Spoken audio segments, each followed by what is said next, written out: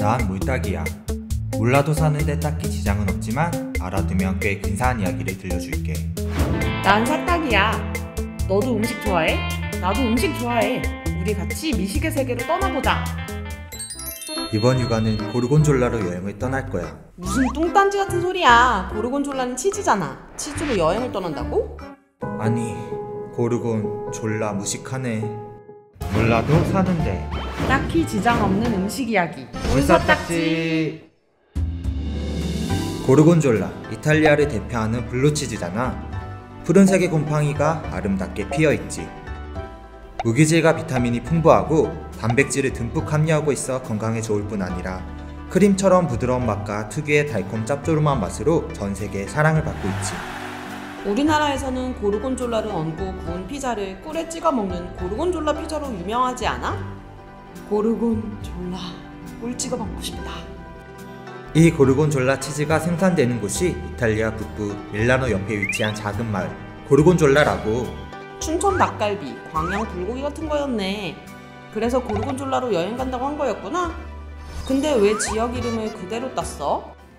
고르곤졸라가 위치한 포벨리 지역은 12세기 이래로 소의 방목이 활발하게 이루어지던 곳이야. 소떼들은 목초지를 찾아 평지에서 산으로 대이동을 했는데 이런 대이동 중에 소떼들이 잠시 쉬어가는 마을 중 하나가 바로 고르곤졸라였지.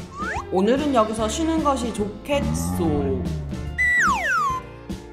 초기에 고르곤졸라에서 생산된 치즈를 스트라키노라는 이름으로 불렀는데 스트라카라는 이탈리아어에서 파생된 거야. 지친 혹은 부드러운이란 중의적 의미를 지닌 단어지. 목초지를 찾아 이동하며 피로가 쌓인 소들의 우유로 만든 부드러운 식감의 치즈를 뜻하는 것으로 추정해. 오늘날과 같이 푸른 곰팡이가 피인 블루치즈인 고르곤졸라가 어떻게 탄생한지에 대한 정확한 기록은 남아있지 않은데 여러 가설은 존재해. 그중 한 가설에 의하면 고르곤졸라 치즈는 한 남자의 사랑으로 탄생됐다고 해. 치즈가 사랑으로 만들어졌다고? 옛날 고르곤졸라 치즈 공장에 한 청년이 열심히 치즈를 만들고 있었어요.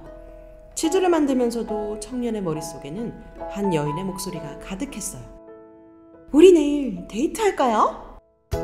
사랑하는 여인의 데이트 신청에 정신을 빼앗긴 청년은 치즈를 만들기 위해 우유를 응고시켜 놓은 커드를 밤새 그대로 내버려두게 되었는데요. 다음날 정신을 찾은 청년은 자신의 실수가 들통날까 두려워 이 커드를 버리지 않고 새로 만든 커드 위에 그대로 덮어 숙성시키고 맙니다.